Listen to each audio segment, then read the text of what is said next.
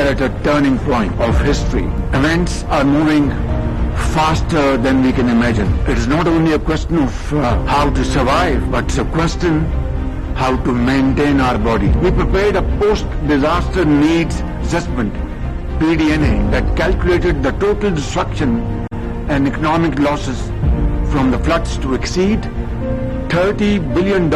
My government has prepared a comprehensive framework plan for recovery, rehabilitation and reconstruction with resilience. The minimum funding requirement of $16.3 billion, half of which is proposed to be met from domestic resources and the other half from our own development partners and friends.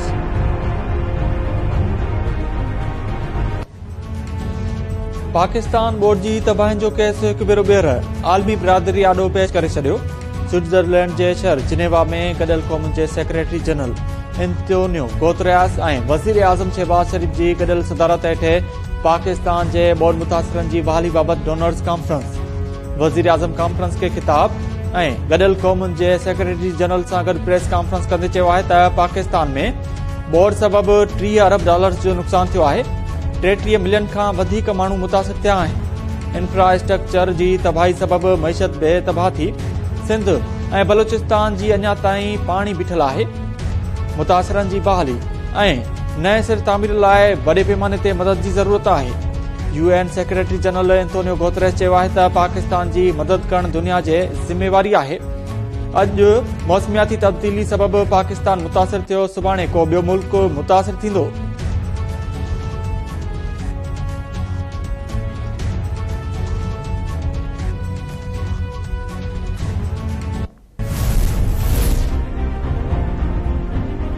A terrifying wall of water killed more than 1,700 people, injured thousands more, and affected a total of more than 33 million, displacing 8 million people.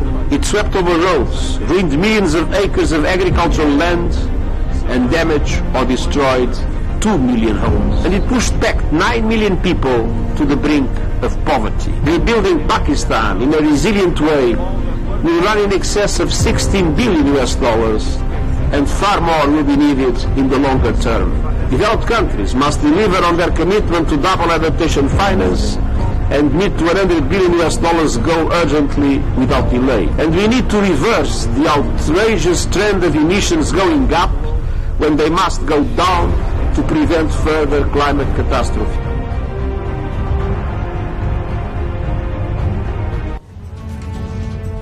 गॾियल क़ौमुनि member मुल्कनि खे पाकिस्तान जे board मुतासिरनि जी बहाली लाइ $16.3 अरब मदद करण जी appeal करे छॾी। Secretary general Antonio Guterres Geneva conference खे ख़िताब कंदे चयो आहे त पाकिस्तान में बोर्ड सबबि आयल तबाही जो पाण मुशाहिदो कयो आहे। तबाही जा मंज़र ॾिसी दिलि टुटी पई आहे। बोर्ड सबबि पाकिस्तान में 80 लख माण्हू बेघर थिया। ॾुखे वक़्त में पाकिस्तानियुनि जो जज़्बो ॾिसी हैरान थियो आहियां। बोर्ड सबबि पाकिस्तान जो हिकु हिसो वॾे पैमाने ते तबाह थियो आहे। इंफ्रास्ट्रक्चर जी बहाली लाइ पाकिस्तान खे वॾे पैमाने जी मदद जी ज़रूरत आहे। 3 सालनि जे मुदे दौरान पाकिस्तान खे $16.3 अरब ॾिना वञनि।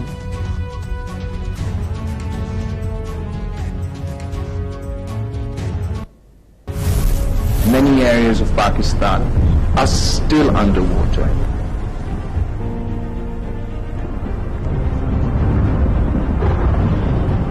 We are still conducting our relief operations, and we're looking forward to our reconstruction and rehabilitation. We are already engaged in rebuilding and restoration of homes, villages, roads, and communication networks.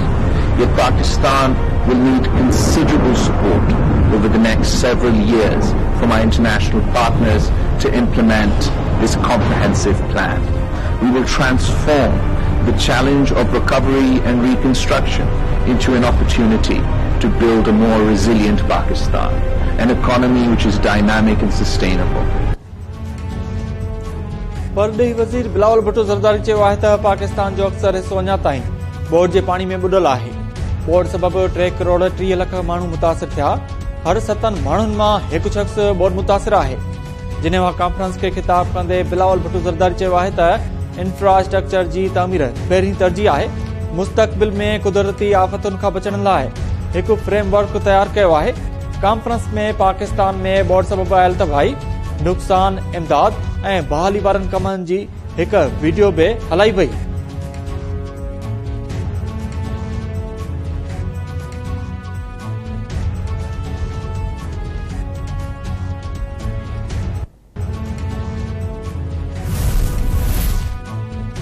नाणे वारे वफ़ाक़ी वज़ीर इसहाक़ डार मुल्क में बोड़ सबबि आयल तबाही खां पोइ खुराक जी खोट पैदा थियण जो ख़दशो ज़ाहिर करे छॾियो।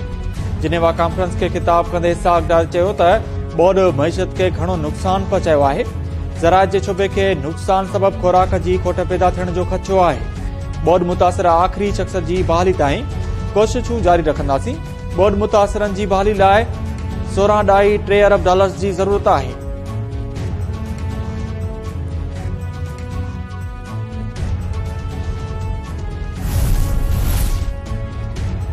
फ्रांसीसी सदर इमानुएल मैक्रोन जिनेवा कॉन्फ्रेंस दौरान पाकिस्तान जे बोड़ मुतासिरनि जी बहाली लाइ $1 करोड़ इमदाद ॾियण जो ऐलान करे छॾियो।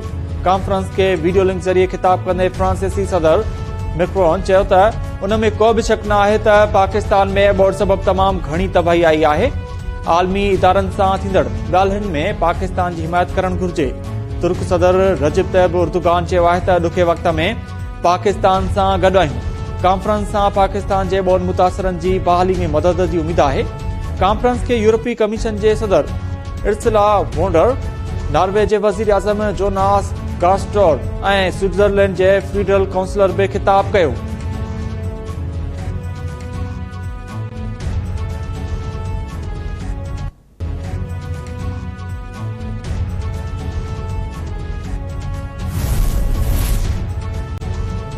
परॾेही वज़ीर बिलावल भुट्टो ज़रदारी जो चीनी हममनसब सां फोन ते राब्तो।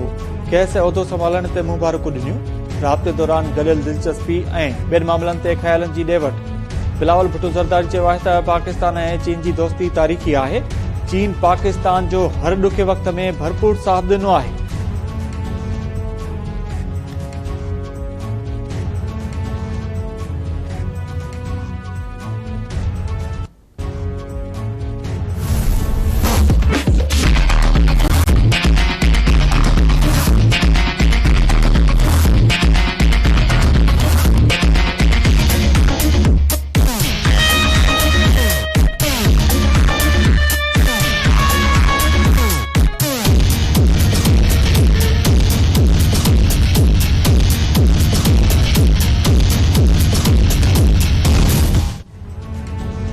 कराची ऐं हैदराबाद में मकानी चूंडूं 15 जनवरी ते ई थींदियूं। इलेक्शन कमीशन MQM जी दरख़्वास्त रद्द करे छॾी। इलेक्शन कमीशन महफ़ूज़ कयल फ़ैसिलो ॿुधाए छॾियो। फ़ैसिले में चयो वियो आहे त कराची ऐं हैदराबाद में मकानी चूंडूं पुराणे वोटर लिस्टनि तहत ई थींदियूं। चूंडूं नयनि वोटर लिस्टनि ते कराइण बाबति MQM जी दरख़्वास्त रद्द कजे थी। मकानी चूंडूं 15 जनवरी ते कराइण बाबति जमायत इस्लामी जी दरख़्वास्त मंज़ूर कजे थी। सिंध हुकूमत खे चूंडुनि लाइ इंतज़ाम यकीनी बणाइण जी हिदायत। इलेक्शन कमीशन मकानी चूंडुनि दौरान इंतहाई हसास पोलिंग स्टेशन्स ते फ़ौज ऐं रेंजर्स मुक़ररु करण लाइ घरू वज़ारत खे ख़त बि लिखी छॾियो।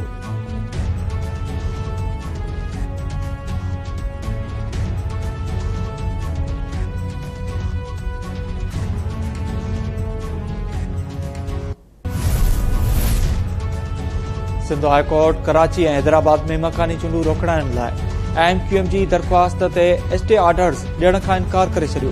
MQM जे वकील दलील ॾींदे चयो त अणपूरी इलेक्शन कमीशन मकानी चूंडुनि जो शेड्यूल जारी कयो आहे। इलेक्शन कमीशन जो मकानी चूंडुनि बाबति नोटिफिकेशन ई गैर क़ानूनी आहे। जस्टिस इक़बाल कलोड़ो रिमार्क्स ॾिना त सुभाणे रेग्युलर बेंच ई हिन दरख़्वास्त ते ॿुधणी कंदी। अदालत केस जी ॿुधणी सुभाणे ताईं मुलतवी करे छॾी।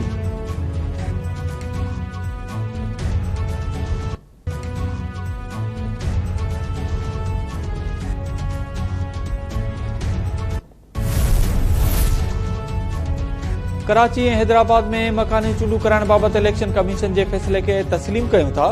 सिंध हुकूमत फ़ैसिले ते अमल दरामद कराईंदी। कराची में प्रेस कॉन्फ्रेंस कंदे सूबाई वज़ीर शर्जील इनाम मुंड चयो आहे त पीपल्स पार्टी हुकूमत कराची जा मसइला हल करे रही आहे। धांधली ज़रिए वज़ीर आज़म थियल शख़्स PP क़यादत ते बेबुनियाद इल्ज़ाम हणी रहियो आहे। कराची में 15 जनवरी ते मकानी चूंडूं थी रहियूं आहिनि। ख़बर पइजी वेंदी त कराची जो अवाम कंहिंखे थो वोट ॾेई कामयाब करे।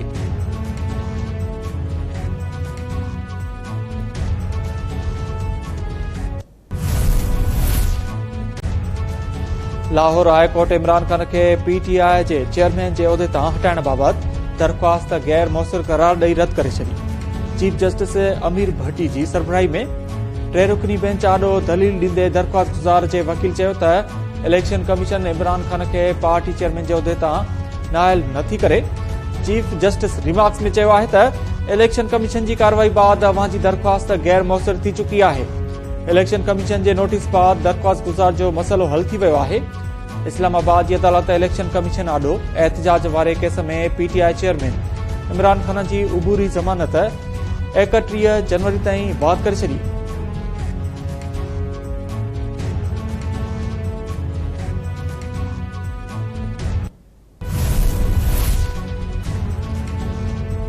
स्पीकर सिफ्तैन खान जी सदारत हेठि पंजाब असेंबली जो इजलास। अपोज़िशन जो वॾे वज़ीर जे एतमाद वारे वोट वठण जी एजेंडा कार्रवाई में शामिल न थियण ते एहतजाज। एजेंडा जो कापियूं फाड़ियूं वयूं। वॾे वज़ीर परवेज़ इलाही खां एतमाद जो वोट वठण जो मुतालबो। इजलास खां अॻु नून लीग जे पार्लियामानी पार्टी जो इजलास थियो। नून लीग जा वफ़ाक़ी वज़ीर बि शरीक ख्वाजा आसिफ चयो आहे त परवेज़ इलाही वटि एतमाद जो वोट वठण लाइ नंबर पूरा न आहिनि।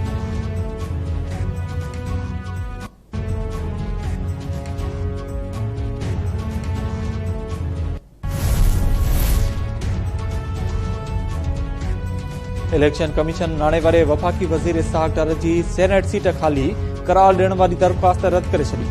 इलेक्शन कमीशन PTI जे सेनेटर शहजाद वसीम जी दरख़्वास्त ते महफ़ूज़ कयल फ़ैसिलो ॿुधाए छॾियो। कमीशन हलफ़ न खणण ते इसहाक डार खे नाइल करार ॾियण वारी कार्रवाई बि ख़तम करे छॾी।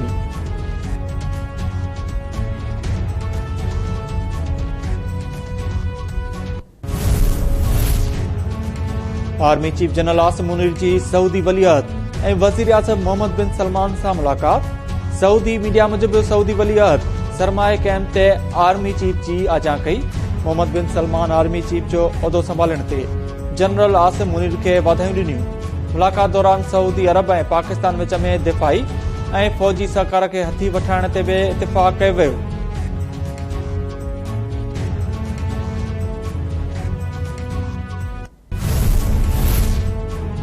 वॾे वज़ीर मुराद अली शाह सिंध में हथरादू महांगाई जो नोटिस वरितो। चीफ सेक्रेटरी खे महांगाई ते ज़ाब्तो आणण ऐं अवाम खे रिलीफ फराहम करण जो हुकुम। मुराद अली शाह चयो आहे त सूबे में हथरादू महांगाई कई वई आहे। कमिश्नर ऐं DCs क़ीमतुनि ते कंट्रोल कनि। असिस्टेंट कमिश्नर्स मार्केटुनि में खाधे पीते जी शयुनि जा अघ चेक कनि। अघनि ते कंट्रोल करे अवाम खे रिलीफ फराहम कयो वञे।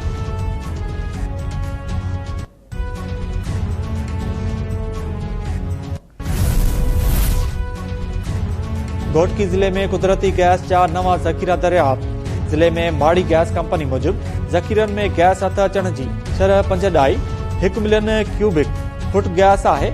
माड़ी गैस जे गाज़ी ब्लॉक 1 में गुज़िरियल साल नवंबर में गैस जी ॻोल्हा जो कमु शुरू कयो वियो हो। गैस जो नओं खूह हथ अचण बाद मुल्क में हाइड्रोकार्बन जे ज़ख़ीरनि में वाह थींदी।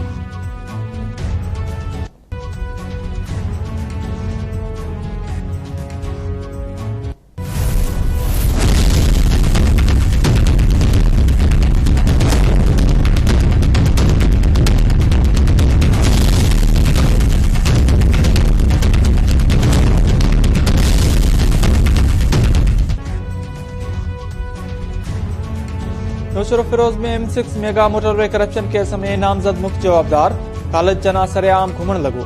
मुख़्तलिफ़ तक़रीबुनि में शिरकत। खालिद चना जी तक़रीबुनि में शिरकत जूं तस्वीरूं बि सोशल मीडिया ते वायरल। जांच कंदड़नि इदारनि कदम न खयो। एंटी करप्शन NAB ऐं FI ख़ामोश। एंटी करप्शन जे सर्कल ऑफिसर चयो आहे त जवाबदार जी ज़मानत नाहे थियल। अॻूणो DC ताशफीन आलम बि गिरफ़्तार न थियो। रहमतुल्लाह सोलंगी असगर जतोई मुख्तियार खान न्याज़ हुजण तपेदार ठारू खान ऐं ॿिया जवाबदार बि गिरफ़्तार न थिया।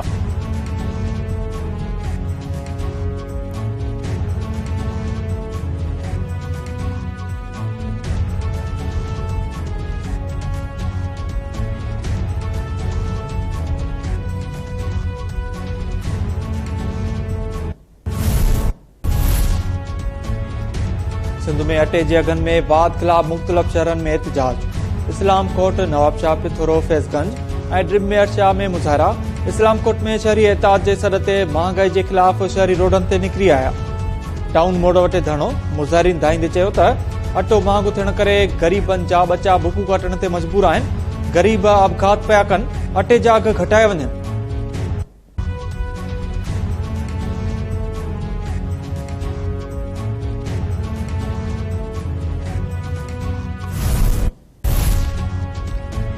नवाबशाह भरिसां ॻोठ मूसा खान ज़रदारी में प्लाट जी मालिकी तां 2 भाइरनि में झेड़ो। हिक औरत मारिजी वई, हिकु ॼणो ज़ख़्मी। मोहम्मद मूसा ऐं लहणो ज़रदारी में झेड़े दौरान लठियूं ऐं सिरोटा लॻण सबबि नूरबानू ज़रदारी मारिजी वई। हिकु ॼणो ज़ख़्मी थी पियो। मारिजी वियल औरत जो मढ़ ऐं ज़ख़्मी खे पीपुल्स मेडिकल अस्पताल नवाबशाह मुंतक़िल कयो वियो।